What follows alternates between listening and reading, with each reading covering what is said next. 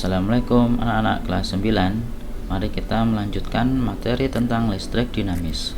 Kali ini masuk bagian yang keempat tentang rangkaian listrik dan hukum Kirchhoff. Tujuan pembelajarannya adalah peserta didik mampu membedakan karakteristik rangkaian listrik seri dan paralel.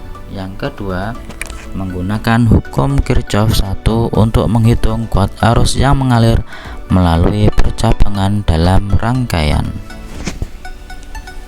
Nah, kita akan belajar tentang rangkaian listrik. Jika kalian memiliki batu baterai, kemudian ada kabel, lalu ada lampu, beberapa buah lampu, maka dapatkah kalian membuat rangkaian listrik? Nah, ada berapa kemungkinan yang dapat kalian buat? Nah, yang pertama, kita akan mengenal terlebih dahulu simbol-simbol dalam elektronika. Yang pertama, kita membutuhkan ada saklar. Nah, simbolnya adalah seperti ini. Saklar dalam keadaan terputus. Nah, jadi ini terbuka. Kemudian yang ini tertutup, saklar dalam keadaan tertutup. Sehingga kalau saklarnya tertutup, nanti membentuk rangkaian listrik tertutup.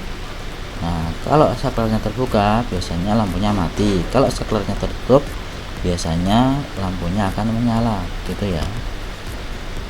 Kemudian ada hambatan listrik yang alatnya namanya resistor. Kemudian simbolnya bisa berbentuk zigzag seperti ini. Ini biasa digunakan di Amerika Serikat dan Asia.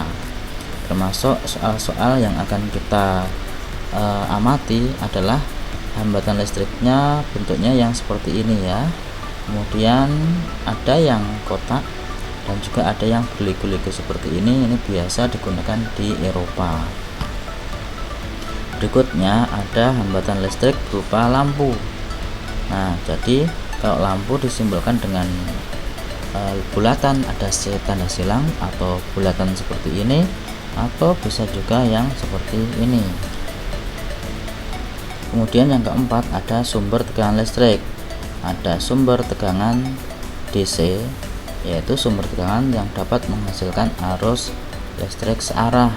Simbolnya seperti ini atau seperti ini. Biasanya kita misalnya memakai baterai, maka baterai kita simbolkan dengan simbol seperti ini. Yang mendatar, yang vertikal ke atas itu positif, yang kecil yang kutub negatif.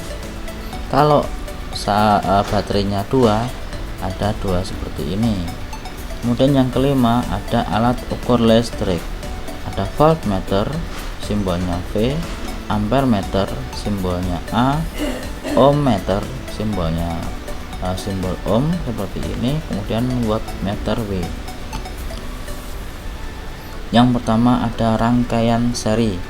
Perhatikan susunan lampu-lampu yang disusun secara seri seperti ini ya, membentuk barisan, tidak ada percabangan.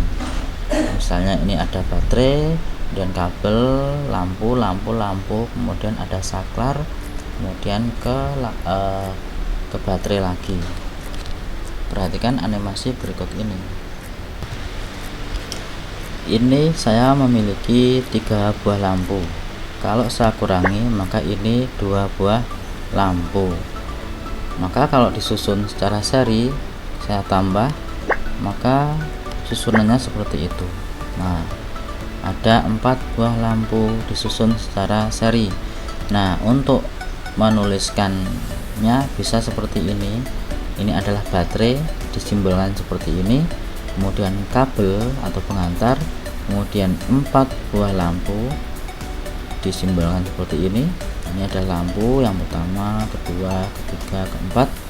Kemudian yang ini saklarnya dalam posisi tertutup sehingga lampunya menyala. Kalau posisi terbuka, maka saklarnya simbolnya terbuka seperti ini. Nah, kalau saya tutup, jika semakin banyak lampu yang ditambahkan pada rangkaian seri ini, nyala masing-masing lampu semakin redup. Perhatikan, kalau tadi hanya 2 maka terang, kemudian kalau saya tambah lampunya maka akan semakin redup. Kemudian kalau saya tambah jumlah baterainya misalnya 2, maka nyalanya lebih terang lagi karena tegangannya besar sehingga arus yang dihasilkan juga semakin besar. Di sini simbol baterainya ada 2 ya, gitu. Saya tambah lagi, saya tambah lagi. Nah, ini semakin terang lampunya. Oke, itulah rangkaian seri. Kemudian yang berikutnya ada rangkaian paralel. Nah, kemudian ada rangkaian paralel. Perhatikan, jika saya memiliki 3 buah lampu, maka saya pasang dengan susunan baterai, kabel, lampu, kemudian dihubungkan dengan saklar. Maka perhatikan perbedaannya, ini adalah rangkaian paralel. Jadi ada percabangan-percabangan di sini. Perhatikan cara penulisan rangkaian paralel. Nah, jika ada 3 lampu, maka 3 lampu disusun secara paralel seperti ini, bersusun ya. Kemudian ini ada simbol baterai 1, kemudian saklarnya posisi terbuka, kemudian kalau saya tutup maka posisi tertutup seperti ini. Kemudian ini susunannya seperti ini lampunya, 1, lampu 2, lampu 3. Jika saya tambah baterainya, apa yang terjadi? Nah, ini simbol baterainya ada 3. Walaupun semakin banyak lampu ditambahkan pada rangkaian paralel, nyala masing-masing lampu tidak berubah.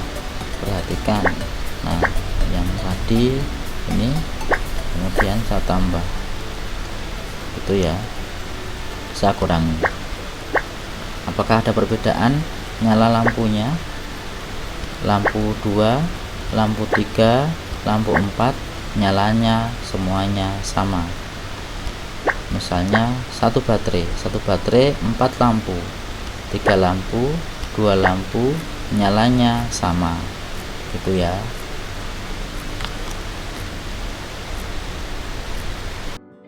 Nah, kemudian ada hukum Kirchhoff yang berbunyi jumlah kuat arus yang masuk ke suatu titik cabang sama dengan jumlah kuat arus yang keluar dari titik cabang tersebut, sehingga ada rumus sigma I masuk sama dengan sigma I keluar. Nah, perhatikan gambar ini adalah ada penghantar di mana dialiri oleh arus listrik. Ada 5 percabangan.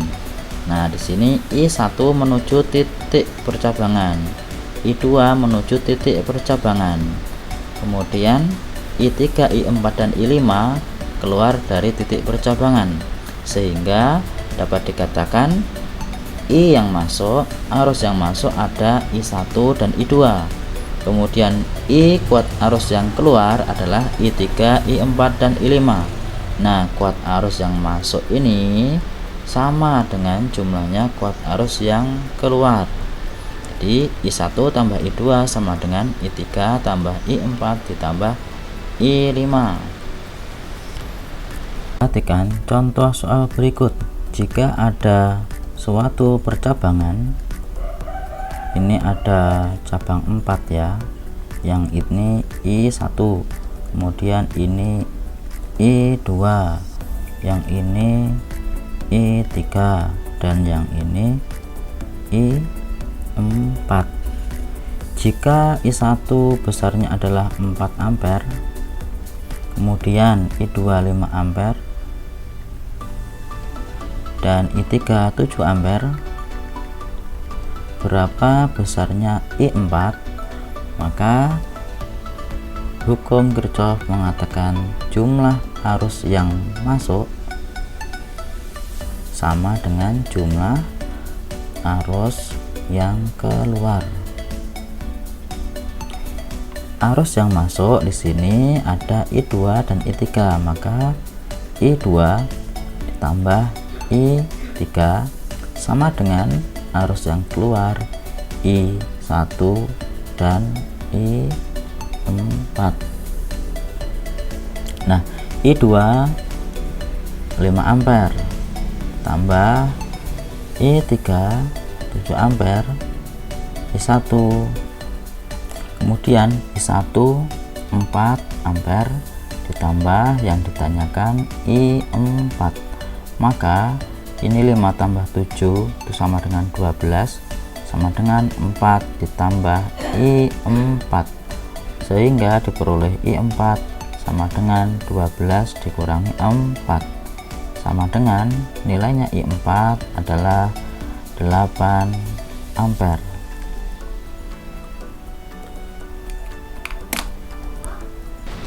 Perhatikan ada soal nomor 1.